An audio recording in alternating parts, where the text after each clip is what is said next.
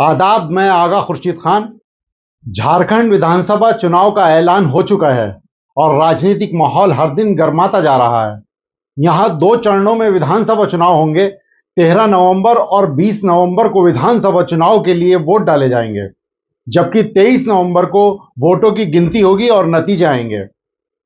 इस बीच अगर झारखंड के इतिहास पर नजर डालें तो अभी तक 4 चुनावों में कोई भी दल अकेले दम पर बहुमत नहीं ला पाया है। झारखंड में कुल 81 विधानसभा सीटें हैं और बहुमत के लिए 41 सीटें चाहिए। अब तक झारखंड में 4 बार विधानसभा चुनाव हो चुके हैं, लेकिन किसी भी दल को अकेले दम पर बहुमत नहीं मिला है। इसी कारण झारखंड में पिछले 24 सालों में 13 बार मुख्यमंत्री की शपथ दिलवाई गई है। अब तक झारखंड में केवल 2 बार ही ऐसा हुआ है कि एक गठबंधन की सरकार लगातार 5 साल चल पाई हो। वहीं 3 बार राज्य में अस्थिरता के कारण राष्ट्रपति शासन भी लग चुका है। झारखंड राज्य का गठन वर्ष 2000 में किया गया था और बीजेपी के बाबूलाल मरांडी राज्य के पहले मुख्यमंत्री थे। जब झारखंड का गठन हुआ था तब बीजेपी के पास 32 विधायक थे, जबकि समता पार्टी के 5 और जेडीयू के 3 विधायक थे। सरकार तो पूरे 5 साल चली थी, लेकिन बीच में ही बाबूलाल मरांडी की जगह अर्जुन मुंडा को मुख्यमंत्री बनाया गया था। जैसा कि मैंने बताया कि यहां अभी तक किसी भी पार्टी की अकेले सरकार नहीं बनी है। यहां हमेशा से ही गठबंधन वाली सरकार रही है। ऐसे में इस राज्य में एक एक वोट की कीमत बहुत बढ़ जाती है, क्योंकि अब बीजेपी, कांग्रेस, जेएमएम के अलावा राजद, जदयू, आजसू समेत अन्य दल भी मैदान में हैं। जानकारों का मानना है कि झारखंड में होने वाले विधानसभा चुनाव में कांटे की टक्कर देखने को मिल सकती है, खासकर उन 9 सीटों पर जहां 2019 के चुनाव में जीत का अंतर 5000 वोटों से भी कम था। आज तक जब झारखंड में कभी किसी भी एक पार्टी को पूर्ण बहुमत नहीं मिला है, तो ऐसी स्थिति में कम वोटों के अंतर से जिन सीटों पर पिछली बार हार जीत का फैसला हुआ था, वो सीटें एनडीए और इंडिया गठबंधन के लिए इस बार महत्वपूर्ण साबित हो सकती हैं। हालांकि 2014 के चुनावों में कम अंतर वाली सीटों की संख्या 19 थी, जो 2019 में घटकर 9 रह गई, जिससे इस बार मुकाबला और भी दिलचस्प हो गया है। 2019 के विधानसभा चुनावों में 81 में से 9 सीटों पर जीत का अंतर बेहद कम था, जिससे साफ है कि राज्य में एनडीए और महागठबंधन में शामिल दलों के बीच कड़ा मुकाबला है। पिछली बार इनमें से 5 सीटें भाजपा ने, जबकि 2-2 सीटें झामुमो और कांग्रेस ने जीती थी। जैसा कि हम सब जानते हैं कि चुनावी जंग में इस बार भारतीय जनता पार्टी व उनके सहयोगी दल का मुकाबला झारखंड मुक्ति मोर्चा, कांग्रेस व उनके सहयोगी दलों के बीच लड़ाई है। लेकिन इन 2 प्रमुख गठबंधनों के अलावा एक तीसरी ताकत भी तेजी से उभरकर सामने आ रही है।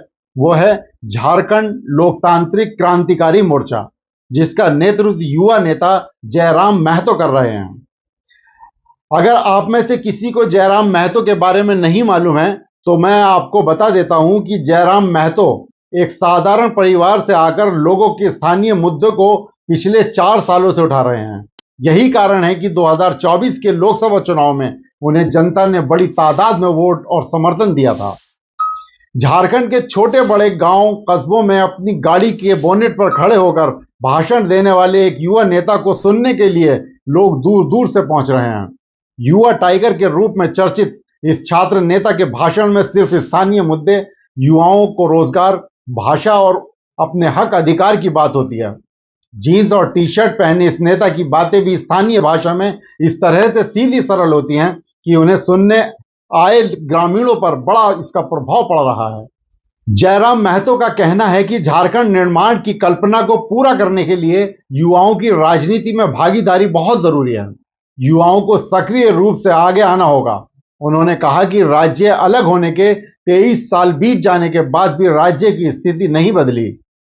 2024 के लोकसभा चुनाव में गिरिडीह संसदीय सीट से भले ही वे चुनाव नहीं जीत पाए, लेकिन 3,47,322 वोट हासिल कर उन्होंने अपने राजनीतिक कद का एहसास करा दिया था।